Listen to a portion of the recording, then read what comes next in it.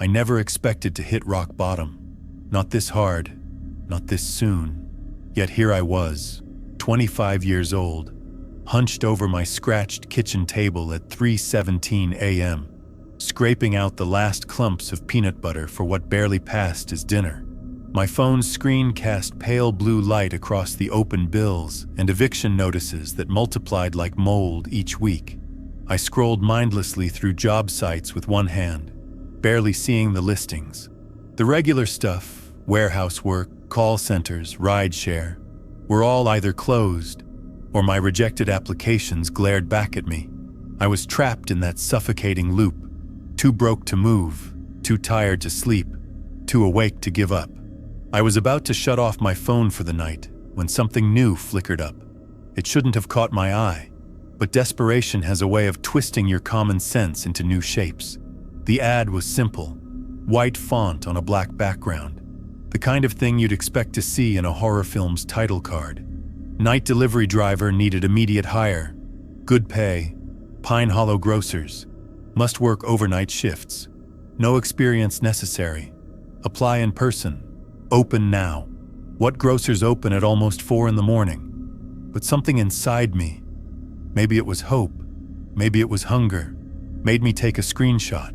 Half an hour later, after a quick, nervous shower and a splash of cold water to my face, I convinced myself the walk would do me some good, clear my mind, even if I didn't actually apply.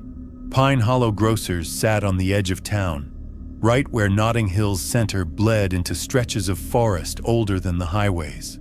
When I arrived, my heart sank a little. It was one of those squat, gray buildings that seemed to sag in the early morning fog. The parking lot full of battered delivery vans lined up against cone-shaped puddles of yellow light. The Pine Hollow sign flickered, buzzing like too many angry bees. There was something off about the air around the place that made my skin crawl as I crossed the lot. Everything was too still. No street noise, not even the distant thrum of trucks. It was like the sound just stopped at the entrance. I half expected the doors to be locked, or an alarm to blare when I tugged at the handle, but it swung open smoothly. Cold, processed air blasted out, actually a relief for the sticky June humidity, and I stepped in. The store's aisles stretched back in geometric monotony, all ordinary enough. Wilting lettuce, neon cereal boxes, and the faint hum of freezers far off. But I couldn't see a single soul in sight. No shoppers or staff. Just total silence, broken by faint overhead music. A tinny, old-fashioned tune warbling from speakers at the edges of my hearing. It was enough to make me consider going right back out. Then, from one of the darkened back aisles, someone emerged. He walked with sharp, mechanical purpose. The manager, I guessed. His name tag read Jonah, printed large and plain with almost cartoonish clarity.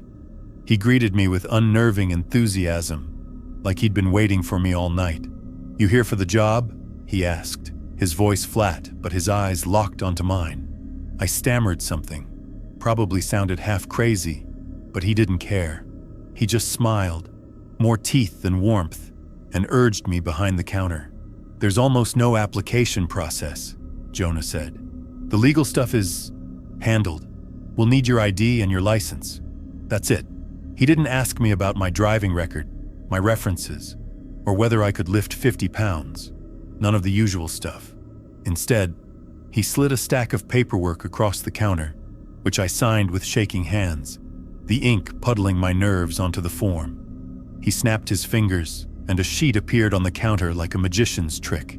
A single page, heavily creased, with bold red letters across the top. "Rules for night deliveries," read carefully. Jonah picked up the sheet between 2 fingers, his expression grave. "These are important," he murmured. "Every driver gets a set, and every driver has to follow them no matter what. Some people laugh. Some people forget. We don't usually see them again." His eyes flicked past me, as if checking for someone over my shoulder. I forced a weak laugh. "You don't actually believe—" He didn't answer, just tapped rule #1 with a yellowed fingernail. "Keep your eyes down and stick to the rules. It's for your own good." I scanned the list, my stomach tightening. Each rule was stranger than the last, and none of them made sense. Never deliver to house 108 past midnight. Knock 3 times, never 2, never 4. If the bell rings by itself, leave immediately. Never look the customers in the eye for more than 3 seconds. If anyone tries to tip you coins, do not accept. If addressed by name by someone you don't recognize, ignore and leave. He slid me a key ring and a Pine Hollow windbreaker. You start tonight, he said. The van's right outside. You'll get your delivery app and instructions as soon as you log in. Just don't break the rules, understand? It wasn't a question. I nodded and shuffled back outside with my new uniform and a growing sense of dread. The sun was just starting to think about rising, but the parking lot was as shadowed as when I arrived. I felt like I was being watched, with cameras maybe, or something older. The delivery van's interior was immaculate and ice cold, even though it must have been sitting out all night. I buckled in, started the engine, and opened the app Jonah had installed on my phone. 3 deliveries blinked on the map, each address marching off into the oldest part of town. My reflection stared back at me from the dark window, eyes wide and anxious. I almost laughed at myself. Rules, haunted houses, weird managers. This was the kind of thing urban legends were made of, not entry-level delivery gigs. But then, as I pulled out of the lot, the dashboard clock flicked to midnight, and the first delivery alert chimed. A new, pulsing fear crept along my spine. The rules whispered in my lap. I was already too far in to back out. That's how my first night at Pine Hollow Grocers began. I never believed in curses or haunted routes. Not until that drive, where streetlights flickered and alleyways twisted, and I realized I was about to deliver groceries in a town that had rules for its monsters. But whatever nightmares the night held, it was too late to turn back. My first delivery route was blinking in the app, waiting for me, and with trembling hands, I shifted the van into drive. They say the city is a different creature after midnight. Slower, stranger, full of sounds and shadows you never noticed during the day. Sitting behind the wheel of that Pine Hollow Grocers van, wrapped in a windbreaker 2 sizes too big, I felt like I'd signed up to drive straight into the mouth of something that had been waiting for me. The app on my phone was already pinging. 3 stops mapped out deep in the oldest part of town, where the street names sounded unfamiliar even though I'd lived here my whole life. I told myself the work would be simple. Drive, drop bags, follow the rules. Easy money, right? My first stop was only 7 minutes away, but the route the app suggested wound in loops, a bizarre detour that had me zigzagging behind the same church 3 times before cutting across Chesham Lane. I chalked it up to some GPS glitch, but when I tapped the skip traffic toggle, the app ignored me, the line on the map writhing into yet another curve. Figures. The radio hissed with static, so I turned it off. For a minute, the city was as quiet as a grave. No dogs, no late-night drunks, not even the crickets. It was so quiet that I became hyper-aware of the van's every rattle and my own too loud breathing. Halfway to the address, I rolled past an alley flooded with orange light. Someone, stood at the far end. Just a flash. My headlights caught a hunched shadow as it slipped into the dark. My nerves prickled, and I told myself I'd imagined it, but my knuckles tightened on the wheel. The first delivery was simple enough. A boxy brick house with a sagging porch and an overgrown lawn. I double-checked the rules. Never deliver to house 108 past midnight. This was number 401, safe. Rule #2, knock 3 times, never 2, never 4. I counted, almost laughing at myself for being so careful, and knocked. Once, twice, 3 times, waited. Nothing. The wind picked up, and the van creaked behind me. I waited a good 60 seconds, glancing at the windows. No movement, no flicker of lights. Just as my hand clutched the last grocery bag closer, the door cracked open. A woman peeked out, her face shadowed, eyes darting past me. She didn't say anything, just reached out one hand and snatched the bags, then closed the door with a click and a loud, final scrape of the bolt. No tips, no chit-chat, just done. I almost lost my nerve completely, but then the app chimed. Delivery complete. Next stop, 77 Kroger Avenue. I forced myself to exhale and got behind the wheel. Maybe this job wouldn't be so bad after all. Maybe the rules were just a leftover from some urban legend, a fake-out for new hires. But as I turned onto Kroger Avenue, that easy feeling evaporated. This street was covered in fog, thick as milk, unnatural, like a blanket pressed over the houses and road. Even the headlights faltered after a few feet. The houses loomed, shapes pressing against the mist. I drove slow, resisting the urge to slam the gas, and cursed quietly when I realized I'd have to walk 2 houses down from where the van fit between rusted trash bins. I slipped on the windbreaker, grabbed the next bag, and hustled to the front of number 77. It looked deserted, paint peeling, mailbox gone, but the porch bulb was on. Rule #4 came back to me. Never look the customers in the eye for more than 3 seconds. If there was a customer at this house at all, I knocked. 3 times exactly. My thoughts raced as I counted to 5. That's when the door creaked open, and someone, a man, sharp-faced, huge brown eyes, peeked out. He said nothing, only reached for the groceries. As he did, I couldn't help but look at him. Just a glance, not even thinking, meeting his eyes. His pupils were huge and his scent was wrong, like old leather and cold air. I counted in my head, 1, 2, 3. Instantly pulled my eyes down, feeling a flash of panic. His lips twitched in a way that wasn't quite a smile. The groceries left my hands, and the door shut, faster this time. Walking back through the fog, street lamps flickered in the mist. Halfway to the van, I heard a sound behind me, a fast ticking noise, like long nails tapping glass. I didn't look back, just slipped into the driver's seat, locking the doors as the van shuddered. The app pinged while my heart still hammered in my chest. Final stop, 93 Willow Path. The route the app traced was different from what I remembered from daytime. It cut through back alleys that didn't make sense, mapped impossible angles, once leading me straight across an intersection where the lights glowed red for several minutes with no traffic in sight.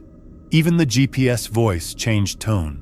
Instead of the friendly, neutral, at the next left, it dropped to a monotone murmur, almost like it was annoyed.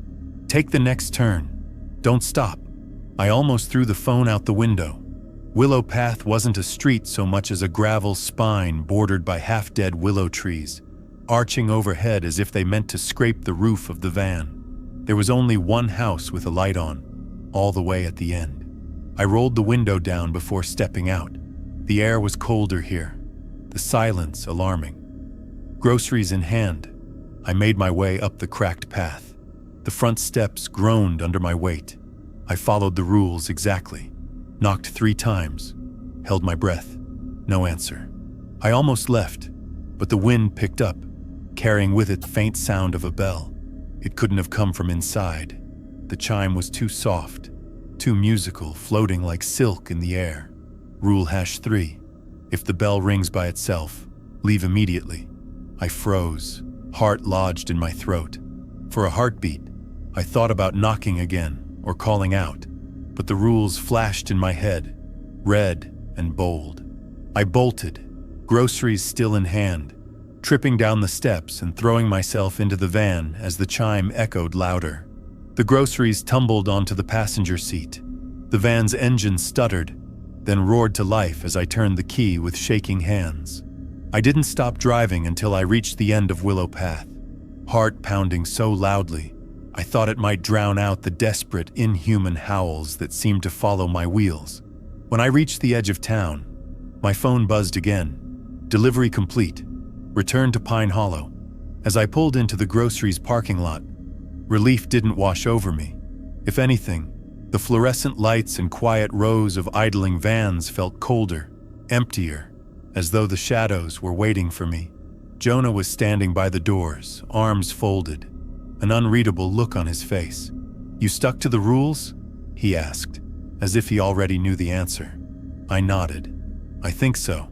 He didn't smile, just jerked his chin to the still locked office. Get some sleep. You've got another round tomorrow.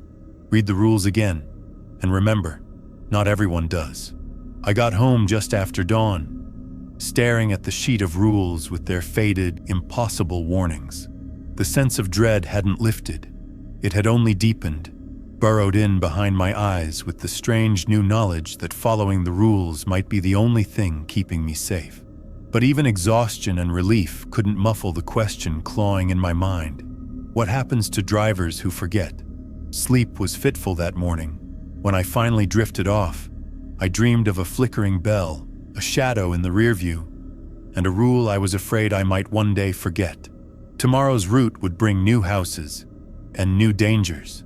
But before then, I needed to read those rules again. After all, some rules were made to be broken. Others, not so much. You'd think after a first night like that, I'd quit. Block Jonah's number, delete the app, and burn the damn windbreaker.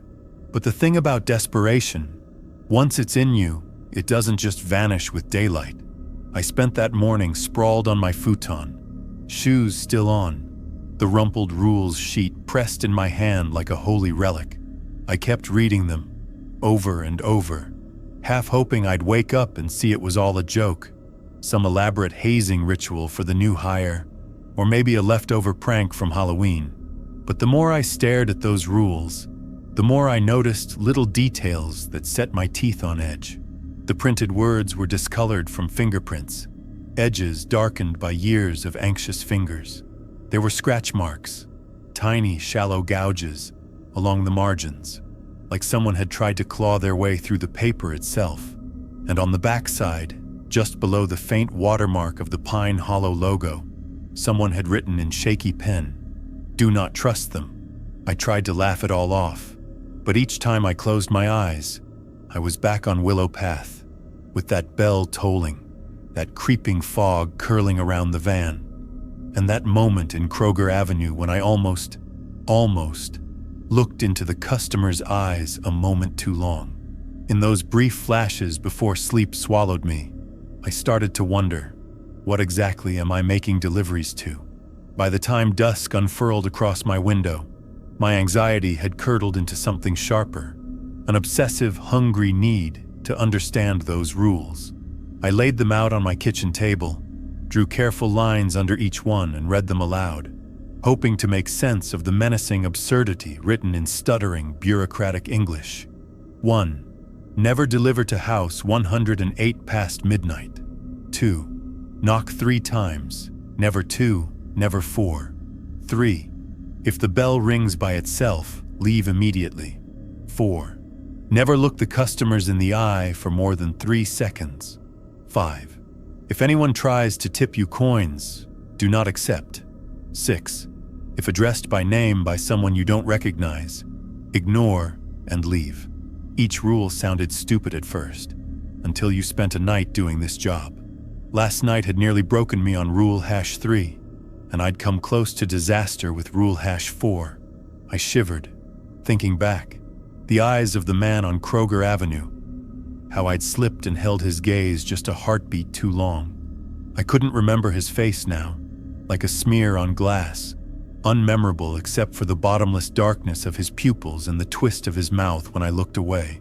Had I imagined that tremor in the air, the silent prickling on my skin, the nails tapping glass sound that had followed me back to the van? Or had I been lucky that I pulled my eyes away in time? These rules weren't just for show. I tried to distract myself. Online, I searched for Pine Hollow Grocers, reviews, old articles, social pages, but the search results were slim and strangely outdated. One post from 7 years ago mentioned a missing delivery driver. Another, barely a year old, was just a bunch of cryptic comments. Anyone hear about the new guy? Always another one. Rules are rules. My hands tensed. No last names, no answers, just a string of absences. I even tried calling the employee number on my forms. Just a recorded voice, tinny and echoing, badly distorted by static. Thank you for calling Pine Hollow Grocers. All shifts are currently full. Please hold. The music on the line wasn't music at all, just bells, soft, lilting, and impossible to ignore. That night, when the app pinged my next set of deliveries, I was ready. I double-checked each address, each house number, each rule. My route stuck firmly to the main roads, but the third stop, Mossfield Court, had an odd time window. Deliver between 12:01 a.m. and 12:08 a.m. I double-checked the clock obsessively, not daring to risk the curse of approaching 108 past midnight. On my way out, I ran into another driver, an older guy with tired eyes, hunched over the hood of his van. His name tag just said Steven. I asked him quietly if he'd had any weird deliveries. He coughed, then showed me the same rules sheet, battered and torn. I stuck to them, he said. Mostly. He rolled up his sleeve to show a patch of raw, angry skin shaped like a thumbprint. Used to think they were hazing too. You stick to the rules. You break a rule. Sometimes the house lets you leave, and sometimes it doesn't. He refused to say more. When I pressed, he snapped, "You want out? Quit, but don't go near house 108, kid, and always count your knocks." His words clung to me all night. Back in the van, waiting at a red light, I had the strangest sense I was being watched. Not by people, by the houses themselves. Windows flashed in my periphery, curtains shifting as if just closed. Someone, or something, choosing not to be seen. Even when I parked, engine idling, I made sure to stare at my hands. Not the doors, never the eyes. My second stop that night was uneventful, but the third, Mossfield Court, set every nerve on fire. The lawn lights flickered as I approached, the smell of lilac heavy in the air. The porch was empty, almost inviting. I followed rule #2 to the letter, knocked 3 times, nothing more, nothing less, and waited. The customer, a young woman with a waterfall of black hair, answered. She smiled politely, but never spoke. I set the groceries on her porch. As I turned to leave, I heard the faintest tinkling sound, like coins jingling in a pocket. She extended her hand, palm open, holding a single silver coin that caught the porch light with a metallic gleam. Rule #5. If anyone tries to tip you coins, do not accept. I forced a polite smile, stepped back, and shook my head. Sorry, ma'am. Company policy. Her smile did not falter, but her eyes flashed, just for a second, too bright and too small. She placed the coin on the porch railing and retreated inside without another word. Even after I left Mossfield, my skin crawled. The air behind me felt heavier, as though the unaccepted coin was watching me from the weeds. I could hear it drop, ding, ding, ding, followed by silence that echoed through the rest of my deliveries. That was the pattern. Each night, the rules echoed in my skull. Each night, the world bent a little further from normal. Sometimes house numbers flickered as I pulled up. Once, I swore the van's rearview mirror showed a face sitting behind me that vanished when I turned. I started to believe there were things out there that the rules kept at bay, like a threadbare net holding back a sea of teeth and hunger. As weeks blurred together, I saw less of other drivers. Sometimes a new van would appear in the lot, but I'd never see its driver leave or return. I'd find odd stains on the pavement I hadn't noticed the night before, a ring of rust, or a shadow that didn't disappear with the dawn. But every time fear started to choke me, I'd pull out that rules sheet and recite it like a prayer. Stay wary, stay safe, survive another night. Still, underneath it all, one rule began to haunt me more than the others. Rule #6. If addressed by name by someone you don't recognize, ignore and leave. I wondered, how did these customers know the names of drivers they've never met? And what happened if you answered them? Curiosity gnawed at me. It was only a matter of time before my luck ran out, or I was forced to break a rule. But for now, I clung to those 6 commandments like they were the last lifeline left. And then one night, parked outside a forgotten cul-de-sac past the edge of town, I made a mistake that would change everything. They never tell you which rule you're most likely to break. I always figured it would be the bell or the coins, something obvious. something with warning signs you can see or hear. But Rule #4 had always struck me as ridiculous, maybe even insulting. Never look the customers in the eye for more than 3 seconds. But once the rules become your Bible, the absurd ones gnaw at you most. Why eyes? Why 3 seconds? The more I thought about it, the more the question coiled around my brain, tightening with each bland, anxious delivery. It became a reflex. Keep my gaze grazing faces, watching the floor, handing off groceries like the world's shyest performer. Sometimes customers looked back with a blank, unblinking stare that made my skin crawl. Other times, I'd get nothing, just a pale hand reaching out from behind a half-closed door. I'd gotten used to the routine, but Pine Hollow never lets you get comfortable. It happened late on a Thursday night. Drizzling rain, the kind that patters on the van roof in a relentless, arrhythmic heartbeat.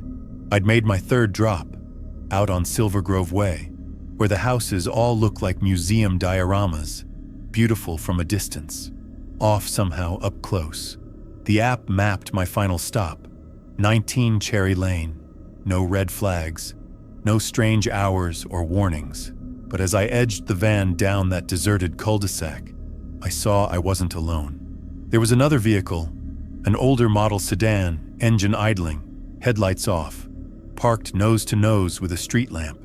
I slowed, flicking a glance in the rear view. I could see the silhouette of a driver, head turned to watch me arrive. Something about the way they lingered, motionless, bothered me far more than all my previous odd deliveries combined. I parked quick, phone gripped tight in my palm as I prepped the grocery tote. I checked the rules. I counted the knocks, 3, crisp against the cherry red door. For a heartbeat, all was still. Then, footsteps, heavy and deliberate, shuffling from somewhere further inside. A broad-shouldered man filled the threshold, maybe late 50s, with white hair and eyes so deeply set that they barely caught the porch light. For half a second, we just regarded each other, me clutching the bag, him blocking the doorway with a strange, hungry energy. His face was rough and wind-chapped, his voice slow as wet gravel. "You from Pine Hollow?" Not a question. Yes, sir. Here's your order. Enjoy." I thrust the bag forward, eyes low, focusing desperately on the fading grain of the porch wood, but I could feel him staring, boring into me, as if measuring what kind of nerve I had. A long silence, and then he coughed, quick and sharp. When I looked up to check if he was okay, I made the mistake. My eyes met his for just a little too long, just 1 second too long. Everything shuddered. The air snapped tight, thickening in my lungs. The world warped. The background dulled and flattened, as if we stood on stage lights in an empty set. His face seemed to slide closer to mine, distances shrinking, jaw stretching into a grin too wide, too hungry. His eyes, how had I not noticed their color? They were bottomless, shifting like oil, shimmering with things moving underneath. I tried to look away, but my body wouldn't obey. My thoughts wilted. I saw in slivers impossible things, a twisting hallway lined with doors hammered shut, each with a driver's name scratched desperately into the wood. I saw rows of faces, some I recognized from the lot and others I didn't, flickering in the light and whispering in a tongue I almost understood. A damp, ancient cold pressed against my skin. He leaned in close, impossibly close. His mouth moved, but the words were layered, voice upon voice, echoing up from something far beneath the house. "Why do you do it? Do you know the deliveries never stop? Are you so sure you're awake?" The world rippled. The porch twisted, boards groaning beneath my knees. I staggered, something sharp and cold slicing through my chest. A pain like static, gone before I could cry out. I shut my eyes, desperate to wrench away, to let go, to call out for help even though I knew no one would come. The next thing I remember, the door slammed shut. I was on my knees in the rain, coughing, retching, shivering. The grocery bag was gone from my hands. My entire body felt wrong, like I'd been pummeled and spun through a tumble dryer. I stumbled back to the van, ears ringing, vision swimming. I glanced at my reflection in the side mirror, saw a bruise blooming in the shape of a thumbprint on my throat, already blackening with ugly color. What happened in those missing seconds? How long had I really been at the door? The porch light flickered behind me. I forced myself into the van, gunning the engine, flooring it out of that cul-de-sac as panic clawed up from my stomach. For the first time since I started this nightmare job, I thought about the old drivers Jonah and Stephen had mentioned, the ones who vanished, the ones whose faces flickered behind locked doors in dreams. When I reached the Pine Hollow lot, I sat for a long time, staring at the rules sheet. My hands trembled. I pressed my thumb to the fresh bruise on my neck, part of my brain babbling that I'd just slipped or gotten startled. But I knew, deep in bones, still shuddering with unnatural chill, that something in Cherry Lane's house had touched me, marked me. Jonah was waiting by the rolling garage doors. He took one look at my face and just nodded, his lips pressed into a grim line. "Take the night," was all he said. "Reread your rules. Some mistakes you only make once." I left Pine Hollow that dawn feeling like I'd crossed over, for good, into some nether place. No amount of hot showers or fluorescent kitchen lights could burn away the darkness I'd glimpsed. The rules, for all their absurdity, were starting to feel more like warnings hurriedly carved onto an ancient tree than a set of guidelines. That night, trying to sleep, I woke to a tapping at my bedroom window. 3 quiet, measured knocks. My heart nearly stopped. I pinched my eyes shut, refusing to look, and after an eternity, the sound vanished. By morning, the bruise had darkened to near purple, an odd numbness humming beneath it. I pressed the rules close to my chest, reciting them out loud, voice shaking but steadying with each phrase. I promised myself I wouldn't slip again. I'd never risk one extra second, never meet those eyes, no matter how much my mind itched with curiosity. Because now I knew, one wrong look, and the things behind those doors would see you just as clearly. But my next shift was approaching, announced by the app's insistent, cheery chime, and I saw an address blinking. House 108, scheduled at 12:01 a.m. I understood then. Your worst mistake is always the one waiting just ahead. I'd been dreading this night since the moment I clocked out of my last shift, that one terrible delivery at Cherry Lane still burning beneath my skin. The bruise on my neck was fading, but the unease was permanent. Every time I closed my eyes, I saw those shifting, oil-slick eyes and heard the layered voices, whispering riddles that made no sense but felt like a warning. Then the app blinked up at me like a blade. House 108, 12:01 a.m. Mandatory delivery. I stared at that cursed number for a long time. The exact rule was simple, clear, and terrifying. Never deliver to house 108 past midnight. I'd never seen it on the routes before. The address was like a ghost, always absent, only materializing after the clock flipped to 12:01, and the app didn't allow skipping it. It wouldn't even load a decline button. My fingers trembled as I opened the message attached to the delivery instructions. Compliance required. Failure to deliver will result in termination and possible consequences beyond employment. Consequences beyond employment. The phrase echoed hollow in my brain. I'd heard enough whispered rumors from the drivers at the lot. Some never returned after messing up. Others left broken, if they left at all.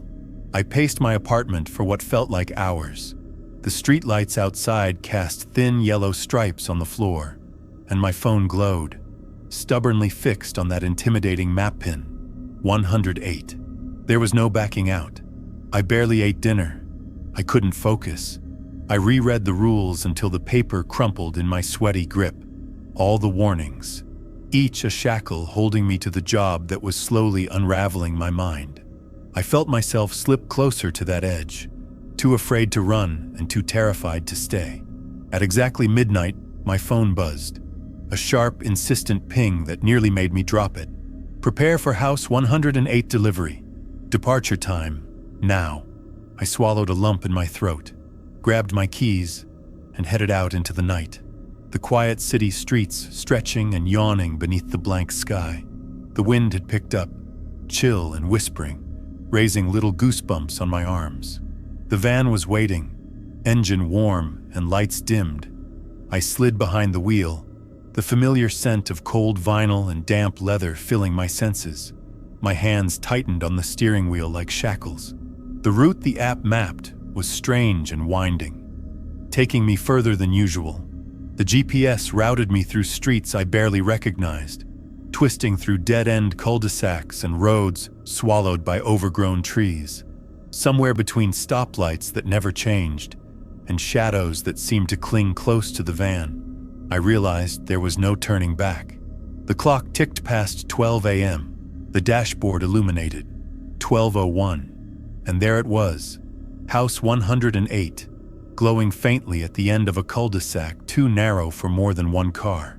The street was silent, but the air felt heavy, like breathing through water. Houses on either side were normal enough, but overly symmetrical, their windows like empty eyes, shutters peeling and faded. I parked the van by the cracked sidewalk and grabbed the smallest, lightest box from the back. It was strangely cool to the touch, and I could smell something faint, earthy, moss, damp soil, and something elusive, like a breath caught between worlds. The porch light above the door flickered erratically. The number 108 was carved into the weathered wood of the door frame. There was no doorbell. I checked the rules, heart pounding. I had to knock exactly 3 times, no more, no less. The rain that wasn't falling pressed in on me, damp but not wet. I stepped forward and rapped 3 times. 1, 2, 3. The silence that followed was deep and complete, like the world itself was holding its breath. Then the door creaked open slowly, ominously revealing nothing but darkness. No face, no figure. I hesitated, gripping the bag tighter. The door hadn't fully opened, barely ajar, but I could feel something behind it, something old and watching. An indescribable weight pressed against my chest, cold and heavy, like the air itself was trying to hold me back. Rule #3 came screaming into my mind. If the bell rings by itself, leave immediately. But there was no bell, only me, standing on the porch of House 108, staring into the bottomless black beyond the door. I tried to retreat, but my feet felt rooted. Then, the door slammed shut with a force that jolted me back, knocking the bag from my hands. The box shattered open on the porch floor, spilling strange contents, pale folded cloth fashioned into shapes I couldn't understand, and a tiny carved figurine that looked like a twisted, leafless tree. A sudden cold wind whipped through the cul-de-sac, rattling loose shingles and sending fallen leaves skittering across the pavement. And then, the front window of House 108 lit up with a slow, flickering glow, orange and blue, as if a fire was raging inside, though no smoke rose from the chimney. My breath caught as the window shifted, and for a moment, I swore I saw the silhouette of a figure watching me, shoulder hunched, head tilting at a strange angle. But when I blinked, it was just an empty shadow again. My phone buzzed sharply beside me, flashing a new message. Delivery recorded. Return to Pine Hollow immediately. I bolted back to the van, hands trembling, chest pounding like a drum. As I fumbled the door open and slammed it shut, the engine roared to life. The cul-de-sac seemed to exhale a sigh of wind behind me, chasing the van as I peeled out, tires skidding on wet leaves. The road back was a blur. I didn't glance in the rearview mirror, but the weight in my chest felt like something tethered to me, angry, waiting. When I pulled into Pine Hollow's dark parking lot, I half expected Jonah to be waiting for me under the flickering sign. But the lot was empty. No familiar vans, no lights, just the hum of street lamps and distant night sounds. The app's final notification chimed once more. End of shift. I sat alone in the cab long after the engine died, heart still racing. The rules might have spared me this time, barely, but the delivery to House 108 was different. It felt like crossing a threshold. Something ancient had spoken through that cracked door, something waiting on the other side with patient hunger. The weather had changed. Rain was falling now, soft but steady. My phone's screen died in my hand. I drove home in silence, running through every rule again and again in my mind. I told myself it was over. I'd survived the forbidden delivery. I could quit anytime I wanted. But as I unlocked my apartment door, the sound hit me. 3 slow taps at the window, and in my pocket, the faint shaking of something cold and carved. The tiny twisted tree figurine from House 108. I swallowed hard. Somehow, the delivery had followed me home, and whatever waits at House 108 never forgets. The night I had to return to House 108, I felt the weight of every rule pressing down harder than ever before. The twisted figurine tucked in my jacket pocket was a grim reminder that the forbidden delivery wasn't a one-time curse. It was a chain dragging me deeper into a nightmare I couldn't escape. Jonah's voice came back to me in fragments. If you survive a delivery to House 108, never return to Pine Hollow Grocers. Like a warning shouted from the edge of a cliff. But those words had felt more like legend than reality until now. And yet here I was, headlights carving through heavy mist that rolled in thick waves, flooding the cracked asphalt of that dreaded cul-de-sac. The clock glowed 11:59 p.m. when I slowed the van to a crawl beside the weather-beaten curb. The neighborhood had changed, no longer the familiar quiet street I'd seen before. Now, the houses leaned in ominously, as if crowding around House 108 like spectators at the edge of a coliseum. The trees had stopped swaying. Even the air smelled different. No fresh rain nor earth, but something sour and old, like damp cloth left to rot. 108 loomed at the end of the street. The same gaunt structure, but somehow larger, more menacing. Its windows flickered softly, glowing with a sickly, uneven light that pulsed as if breathing. The door looked cracked in the wood grain, its carved numbers nearly eroded, but still visible like scars. My hands trembled as I fished out the crumpled, rain-darkened rules sheet. I'd memorized them word for word over broken nights, but they didn't prepare me for this moment. The first rule, never deliver to House 108 past midnight, was about to be tested. The app's voice, colder than the night air, whispered in my ear, "Delivery window open. Proceed." I unlocked the van door and stepped out. The fog swallowed the porch light, blurring edges and muting colors. Every step toward the door felt like wading through water. My knuckles whitened as I gripped the box Jonah had handed me earlier. A strange package sealed tight, wrapped in layers of weathered parchment and bound with twine. I counted my knocks carefully. 1, 2, and 3. Each tap echoed unnaturally against the silence, louder than I'd expected, like a summons. The door cracked open just slightly, and immediately, the air snapped tight around me, a low vibration that settled in my bones. No one was visible beyond the warped threshold, just deep, suffocating darkness blurred by a slow, creaky breath of rotten air. Then came the knock from inside. One sharp, hollow knock, then another, and a third, followed by a cascade of answering knocks, endless, echoing from the heart of the house like the tapping of countless fingers on ancient wood. My heart slammed against my ribs. Every instinct screamed to run, but my feet refused. The door creaked open wider, revealing a dim space lit only by candle flames guttering in sconces along the walls. I stepped inside. The floorboards moaned beneath me as I followed a narrow hallway spiraling deeper into the house. The walls were lined with portraits, their faces scratched out or blurred into obscurity. I could hear whispers, soft and fragmented, like the rustling of dried leaves. Then the door slammed shut behind me with a deafening finality, plunging me deeper into darkness. For a moment I was lost, blinded and disoriented. Then the strange package I carried stirred in my hands, as if alive. The layer of parchment fluttered open, revealing odd contents. A handful of blackened roots, a glass vial filled with a swirling dark liquid, and a small, ancient-looking rune carved from bone. A voice, cracked and dusty, slid through the air. "Welcome back." I spun, searching the shadows. The voice was neither male nor female, neither fully human nor entirely other.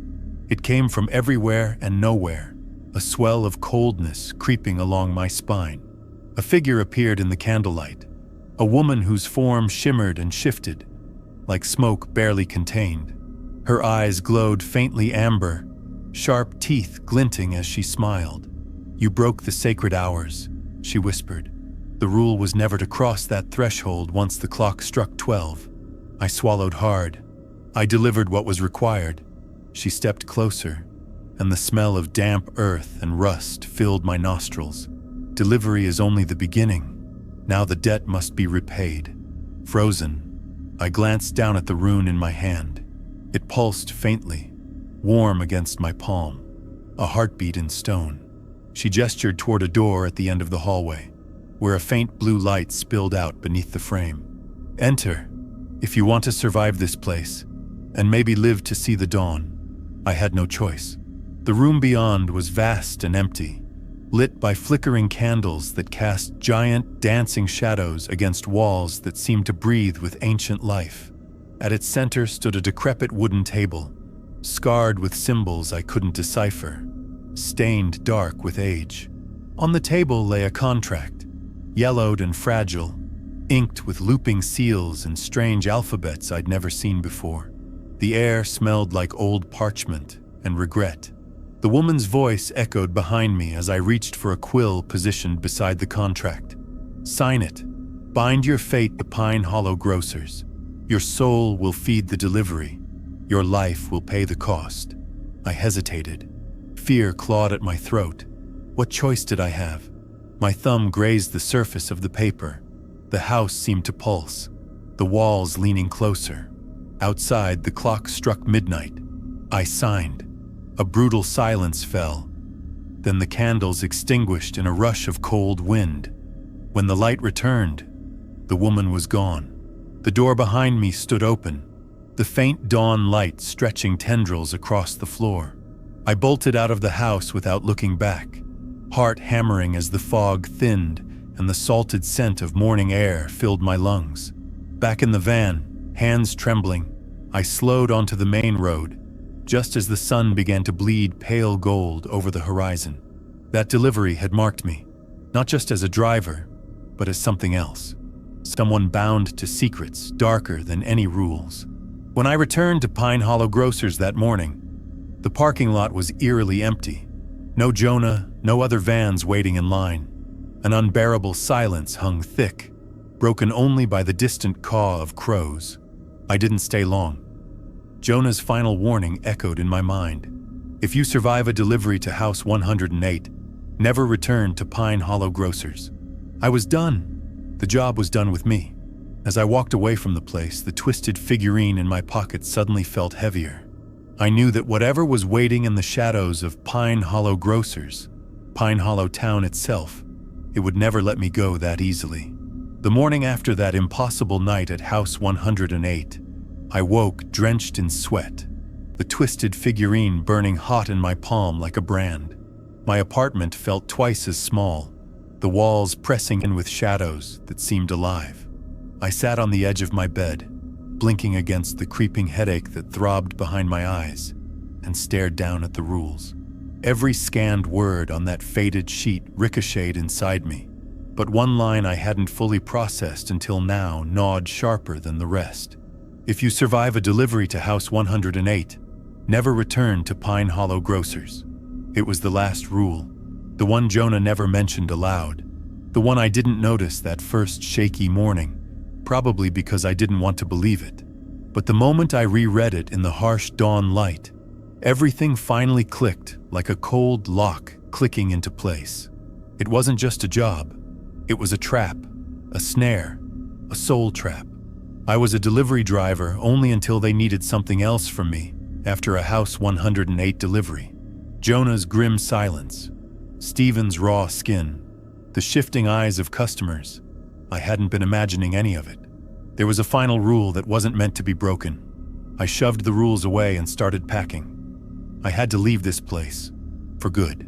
The drive to Pine Hollow Grocers that morning felt like steering a coffin. The road was soaked with rain that hadn't fallen here yet. Thick and murky, like the town was drowning. But no one else was around. The shop was silent. The parking lot empty, save for the flickering buzz of a lone flickering street lamp. When I got out of the van, the air was different. Heavier, charged with warning. The lot smelled of rust and cold metal, just like every other time, but it was colder now. I wanted to tell Jonah I was done, but when I pushed through the sliding door, the store was deserted. No manager, no other drivers, not even the faint hum of refrigerators running, just the faint echo of my boots on the linoleum floor. I checked the lot again, empty vans, but no sign of life. Then I heard it, the unmistakable ring of a phone from the locked office at the back. My heart hammered so loud, I almost missed the creak of the door slowly opening. Jonah stepped out. His face was blank, eyes shadowed, and he held the infamous rules sheet folded neatly in his hand. He didn't ask where I'd been or what I'd done. Instead, he said something I wasn't ready for. You delivered. You survived. But you're not free. I swallowed hard, trying to steady my voice. The last rule. Don't come back here. I followed it. I'm done. Jonah's lips twitched into a cold smile. The last rule doesn't mean never come back. It means never come back as a driver. Ever. I stared at him. What does that mean? He folded the rules sheet, pulling it tight like it was a spinning wheel of fate. We don't just deliver groceries. We deliver contracts. Contracts, I echoed, voice shaking. He nodded slowly. Every driver who delivers to house 108 is bound. The items, the timings, the knocks, they're seals. Breaking any of the rules cracks the seal. Break enough, and you stop returning. So what happens then? I asked, my throat dry. Jonah's eyes turned darker. The company hires a new driver. The old ones become part of the route, lost in the delivery web, trapped behind those doors. I shuddered, realizing his words weren't just metaphor. They were a warning and a promise. Is that what happened to the others? The ones who vanished? I asked, voice low. Jonah's gaze flicked away like the memory was too bitter. Some get swallowed whole by the houses. Others become part of the package. He stepped closer, tone dropping. There's a way out, but it comes with a price. I braced myself. What price? Breaking the contract, severing the binding. But to do that, you have to face the dark that feeds Pine Hollow. Face House 108 itself at the witching hour. I swallowed. The same dread that had followed me for weeks gripped me tighter now. Jonah sighed. I'm telling you this because you sold yourself to something you don't understand. If you want out, you have to be willing to pay for it. Otherwise, he flicked the rules sheet toward me. You will be replaced, and the replacements don't come back. I left the grocery store with the rules clenched so tightly I thought they might tear. Outside, the mist curled like fingers around my legs. I wanted to disappear, to run far from Pine Hollow Grocers and the cursed deliveries. But the image of the sealed package, the flickering lights, and Jonah's words replayed in my mind. If you want out, you have to face House 108 again. My mind reeled. Could I do it? After everything I'd seen, everything I'd lost? Could I risk what I barely survived last time? Would I even make it back? I sat in my van for hours, talking over every moment, every rule. My eyes stung from the weight of sleepless nights and constant fear. There was one more rule, a last rule, that wasn't printed on any paper, whispered only in shadows. When the contract is offered, the contract must be accepted or broken. To refuse is to be claimed. I had refused before, refused the coin tips, ignored the strangers who called my name. But House 108's contract? That was different. They'd already claimed part of me. The next days blurred. I barely ate, barely slept. Every sound was amplified. Loose floorboards, creaking doors, distant knocks. My phone was a chorus of unanswered calls and unread messages. The app still worked, still pinged up deliveries I refused to accept. But I knew the truth. Pine Hollow Grocers was no longer just a job. It was a crossroads between a living world and something hungry, cold, and waiting. I couldn't quit, not really, not without paying the price. One night, Jonah called. "Meet me," he said in a whisper through the static. "Tonight, midnight, Pine Hollow." Fear rippled through me, but I knew it was my only chance. I pulled on the worn windbreaker for what felt like the last time and drove to the store. At midnight, the lot was a hollow mirror of itself. Shadows slithered between the vans. Jonah was waiting near the back entrance. He handed me an envelope sealed with the same strange symbols from the contract. "Inside is your choice," he said. "Sign it, and you break the binding. Walk away free." My hands shook. "Or refuse, and the contract claims you forever." I stared at the envelope, the weight of every step that led me here crushing me. For one long moment, I thought about all the rules. The knocks, the eyes, the coins, the bell, all the warnings I'd ignored, and the ones I hadn't yet dared to face. And then I remembered the bruise on my neck, the voice behind the door, the lost drivers, thousands of unseen souls caught in the same trap. I took a deep breath and opened the envelope. There was a pen inside, old and featherlight, a parchment contract, and a single rule typed in faded ink at the bottom. "Sign to sever your bond. Refuse and become part of the delivery." My voice barely a whisper, I signed. The paper shimmered, and the weight in my chest broke like ice melting in sunlight. Jonah nodded once.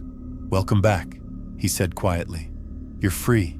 But remember, once a driver, always a driver in some way." I left Pine Hollow Grocers behind that night. The twisted figurine no longer burned in my pocket. The rules sheet, lost in the trash bin outside the store. But some nights, when the wind is just right, I still hear 3 knocks on my window. And sometimes, just sometimes, the delivery app flashes up. One last address. House 108, waiting. Because part of the job never truly lets go. I left Pine Hollow Grocers behind that night, but something about Pine Hollow, about that job, followed me far longer than any paycheck or sleepless night ever could. The first few days after quitting, I told myself it was over. The bruises faded, the shadows receded, and the oppressive weight in my chest loosened just enough to breathe. I dunked the broken rules sheet in the trash, threw the twisted figurine into the bottom of a storage box, and deleted the delivery app from my phone. Any lingering dizziness or paranoia I chalked up to exhaustion. I was free, or so I thought. But freedom's a bargain with a catch, and Pine Hollow, well, it never really quits. The first sign came harmless enough. I opened my fridge to find groceries I didn't buy stacked on one shelf, neatly packed in plastic bags. The items were strange: an old-fashioned loaf of rye, bitter herbs I couldn't name, a cracked jar of something dark and viscous. I asked my neighbors, "Seen any deliveries here recently? Maybe a roommate? A courier?" Blank looks. Same for the package on my doorstep the next day. A small box wrapped in brown paper and tied with twine. Inside was a faded photograph of a street I didn't recognize. The number 108 scrawled in ink along the corner. Heart hammering, I shoved the photo into my pocket. I wanted to burn it, but the moment I'd thought it, a cold breeze stirred behind me, as if the walls themselves were holding their breath. At night, the knocks kept coming. 3 slow, deliberate taps on the window pane, or the soft jingle of coins rolling on wood floors somewhere outside. I never looked. Once a bell tolled faintly in the distance, just like the one from Willow Path, and I snapped my head toward the empty street, but there was never anyone there. I started locking the doors and windows with renewed fervor, tucking that old windbreaker into a box with all the papers and uniforms, the last pieces of a life I wanted buried. But no matter what, the feeling stayed, like unseen eyes watching me from just beyond the corner of the room, waiting for me to slip. And the delivery app? I never installed it back, but sometimes, on my unlocked phone, the home screen would flicker for a split second, showing the ghostly logo of Pine Hollow Grocers, followed by the faintest glow of a blinking dot, like a new delivery waiting. During moments of weakness, I wanted to pick it back up just to see, to confront whatever part of me still belonged to those cursed rules. I reached out to Stephen once, the older driver with the raw skin etched like a scar along his arm, but his number was disconnected. A mutual friend told me Stephen had disappeared last year, last seen walking into a fog, with no trace ever found. I couldn't help but feel the same might have awaited me had I made the wrong choices, or not chosen at all. Sometimes I think back on Jonah, the way his eyes flicked to shadows no one else saw, the strange silence in the store whenever a delivery was missed or a rule broken. Did he know the price? Was he just another driver, trapped in his own way? Or was he something else, a guardian of the line between this world and whatever waits for those who cross it? I don't know, and maybe I never want to. Everyday life tries to move forward, but the edges of reality fray when I hear a soft knock or glance at an empty doorway. I wonder if other drivers live the same silent terror, trapped between jobs and the dark forces they deliver for. So if you ever come across a job posting for Pine Hollow Grocers, especially if it asks for overnight delivery drivers, do yourself a favor. Don't apply. Don't look. Keep scrolling. There are places in this town and this world where the mundane hides monsters who keep their contracts hidden behind grocery orders and impossible rules. The job might promise good pay. The routes might seem easy, but no paycheck is worth what waits behind the doors you're told never to knock on. Because some deliveries never end. And if you hear 3 knocks at night, don't answer. Believe me, I learned the rules the hard way, and now I live with what I ignored. I still see the houses sometimes, windows twitching in the dark, the bell tolling in my dreams, and the shadowed roads leading me back to that place I escaped, but can never truly leave. Pine Hollow Grocers isn't just a job, it's a curse. And if you're unlucky enough to take it, the rules don't protect you. They trap you. Forever.